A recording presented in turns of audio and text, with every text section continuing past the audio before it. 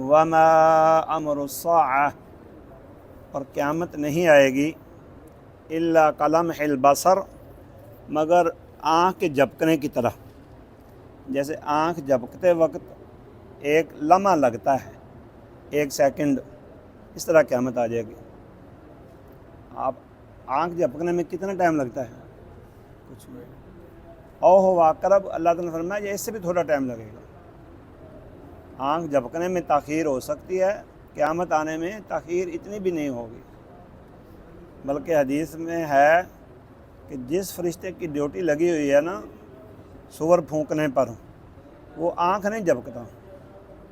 कहीं ऐसा ना हो कि आँख झपकने के वक्त अल्लाह आर्डर दे दे और मेरी आँखें बंद हों, तो मैं उस वक्त मुझे हुक्म हो फूंक मारना, मैं लेट हो जाऊँ। वो आँख ही नहीं झपकता डरते हुए।